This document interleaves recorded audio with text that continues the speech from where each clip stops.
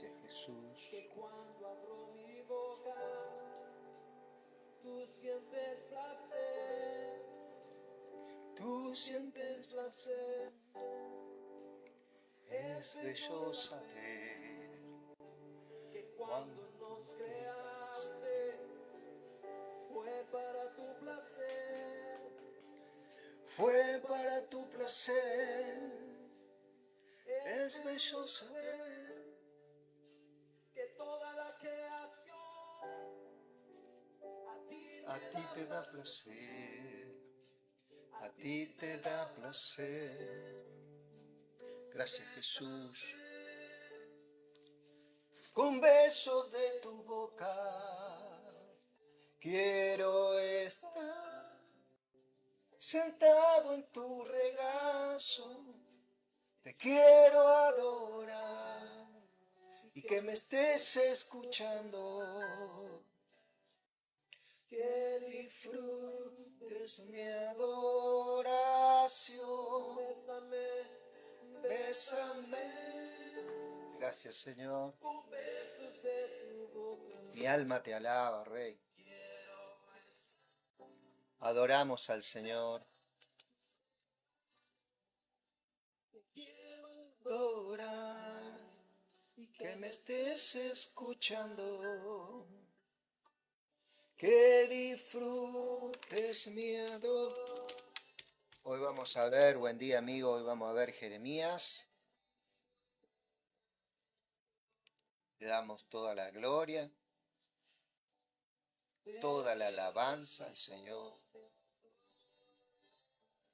Hoy toca Jeremías capítulo 19. Estamos hablando del profeta Jeremías y de este hecho que ha ocurrido hace varios años atrás con el pueblo de Israel. Y bueno, donde Jeremías estaba viviendo y estaba habitando, le tocó a él llevar este anuncio al pueblo de Israel. Un anuncio de juicios. Tenemos que saber muy bien que en el contexto que estamos hablando, nada tiene que ver el cuerpo de Cristo con este tipo de profecías, ¿sí? Respeto los demás predicadores, pero cuando quieren imponer un tipo de juicio a la iglesia, porque todo juicio se lo llevó el Hijo, en este caso especial, en este tiempo de gracia, se abrió esa convicción que es obra del Espíritu Santo en nuestras vidas, en el cual no hay ninguna condenación para los que están en Cristo Jesús, ¿sí? No hay ningún tipo de condenación. Acá es una sentencia al pueblo hebreo, ¿sí? En ese tiempo, porque dentro de los propósitos eternos del Padre, ¿cierto?, era que de Israel iba a venir la herencia, la bendición, la simiente incorruptible, iba a venir el segundo Adán, iba a venir el postrer Adán que dice de Pablo. Y bueno, todas esas glorias venideras, nosotros somos esas personas que la atesoramos en nuestros corazones cuando creemos, ¿cierto? Cuando hemos creído, creí por el cual hablé, ¿cierto? Y es eso lo que estamos hablando, es eso lo que nos está ministrando el Espíritu Santo, ¿cierto? Y verdaderamente es un gran disfrute entenderlo. Cuando nosotros leemos Jeremías podemos ver en un contexto muy complicado que estaba pasando el pueblo estaba siendo verdaderamente acabado, aniquilado culturalmente, espiritualmente, lógico, ¿eh?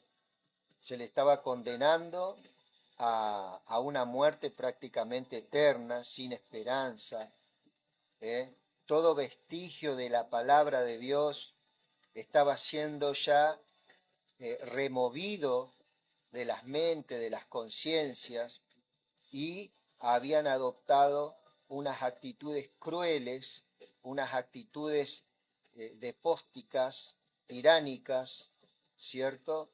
Tanto líderes como religiosos, reyes, sacerdotes, a una se habían alejado de ese deleite que es la palabra del Señor, desecharon los mandamientos mosaicos. Aún en Jeremías 17 habla, ¿cierto?, que nos van a ser castigados por la desobediencia de sus padres cuando salieron de la tierra de Egipto, sino que van a ser castigados por sus propias este, cualidades en cuanto al pecado, en cuanto a las tinieblas, se había adueñado sus mentes, sus corazones estaban entenebrecidos, ¿cierto? Sus mentes estaban como quemadas a fuego por la maldad, no había misericordia, no había sensibilidad, ¿cierto? En los líderes y en los sacerdotes. Entonces el Señor determina un juicio en el cual está plasmado, bueno, en Isaías, Jeremías, tantos otros que podemos leer, ¿cierto? Y en este caso, si no hacía esto el Señor, ¿sí?, las tinieblas habían tomado lugar, iban a exterminar a la nación de Israel, no iba a quedar vestigio. Entonces el Señor, ¿qué hace? Esparce, ¿sí?, ¿Eh? Esparce a las naciones, a su pueblo. Dios este, actúa como actuó cuando pasó lo de Babilonia, ¿se acuerdan? Que Él esparce cuando ya toman, acordate de esto, ¿no? Que se ponen de acuerdo y empiezan a edificar eso que ellos querían edificar en Babilonia. El Señor determina, ¿cierto? No sea cosa que todos se pongan de acuerdo, ¿eh? Y en este caso, vos podés ver que el Señor también estaba viendo que su pueblo, ¿cierto?, se había polarizado, ¿cierto?, en un terreno de tinieblas, en el cual estaban entrando todo en un acuerdo y estaban naturalizando la maldad, ¿cierto? Y desde ahí fluían en su adoración a tal punto, al tal punto, mi querido amigo, que eh, a tal punto que eh, llenaron de ídolos, llenaron de ídolos el templo. ¿Eh? Pusieron a Moloc, un dios detestable, ¿eh?, donde quemaban sus hijos ahí, miles y miles de pequeños. Astarte y Baal eran lugares propicios para la prostitución de niñas, niños, jóvenes, jovencitas, hombres, mujeres, ¿cierto? En un tipo de culto, en un tipo de prostitución sacra, santa, ¿sí? Cuando Dios le había dicho que no tomaran las actitudes de las naciones alrededor de ellos. ¿Eh? Y así fue en descenso cuando Israel pide rey y cuando Saúl, ¿cierto?, se hace rey porque ellos querían tener reyes como las naciones. Ahí, bueno, se manifiesta, ¿cierto?, ese degradamiento donde el Señor dice, no te dejaron a ti, sino me han abandonado a mí, ¿cierto? pero le dice a Samuel, escucha al pueblo y dale un rey, pero anúnciale lo que va a ser ese rey. ¿Eh? Ese rey le iba a sacar hijos, hijas, le iba a cobrar un impuesto, le iba a llevar a los hijos a la guerra, bueno, y un montón de cositas más que vos lo podés ver por ahí, por Primera de Samuel, ¿cierto? Capítulo 8, 9. Y ahí comienza un tipo de gobierno humano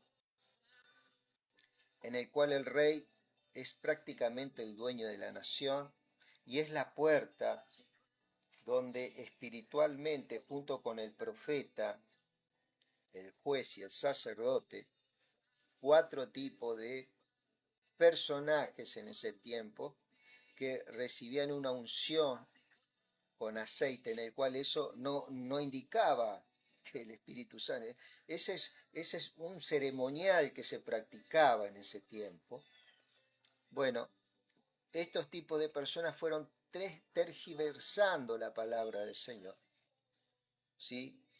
Entonces el Señor comienza a intervenir a través de la historia de este pueblo, con muchas vivencias, pero también manifestando muchas veces su gran misericordia y su gran amor.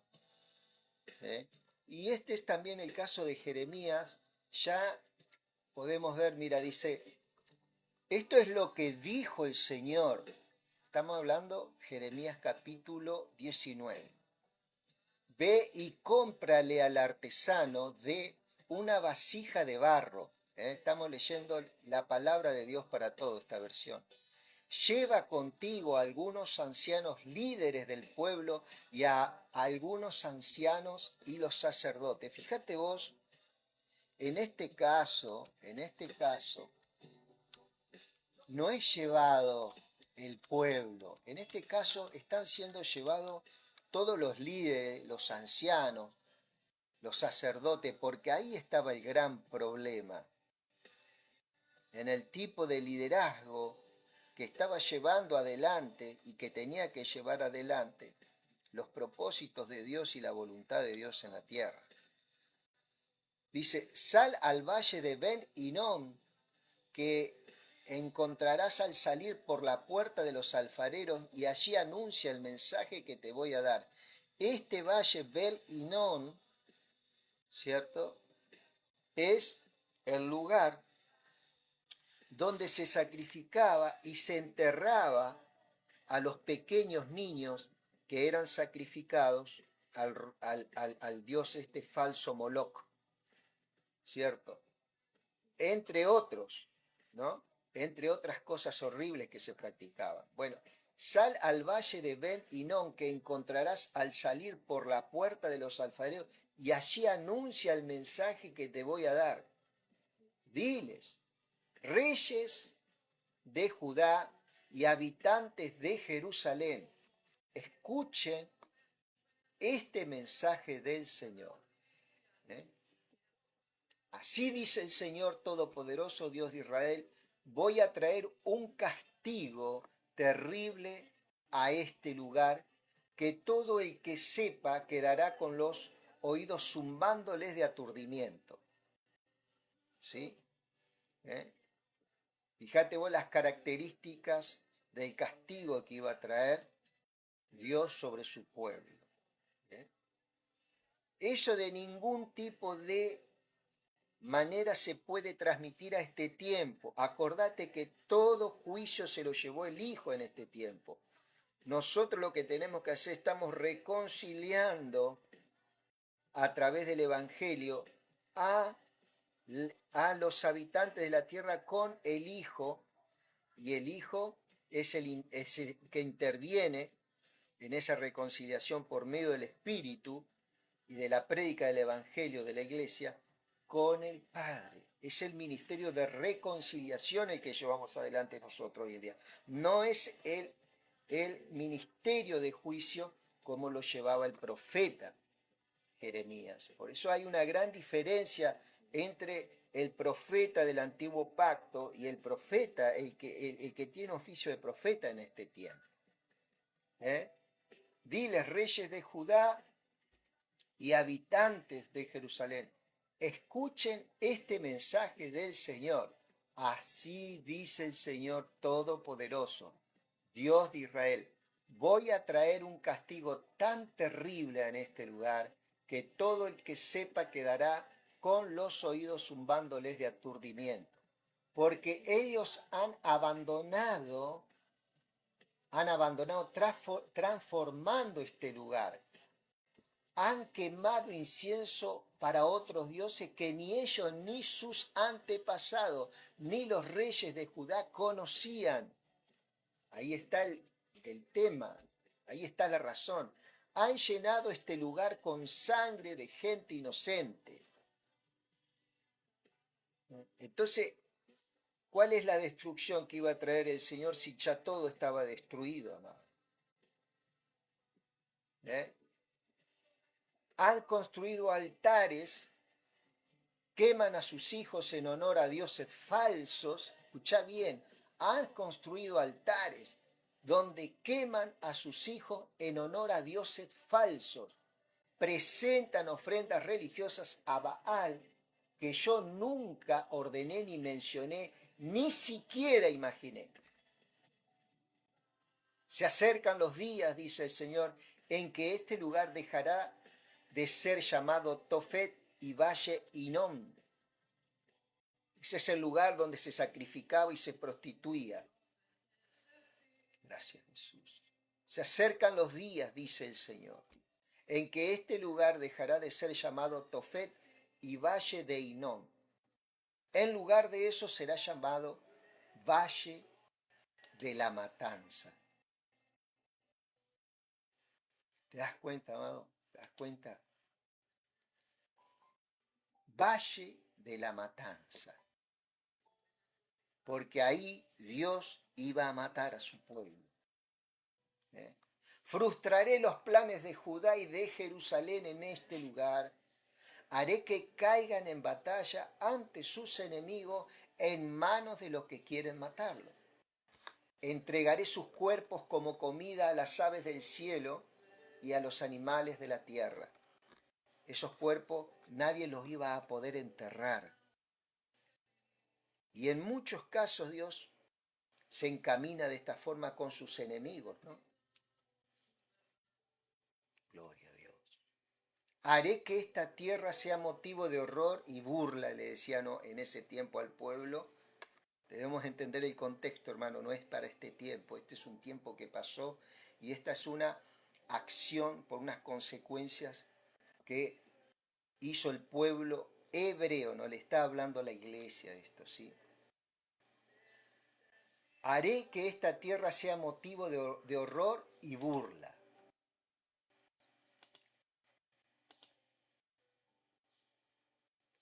De horror y burla.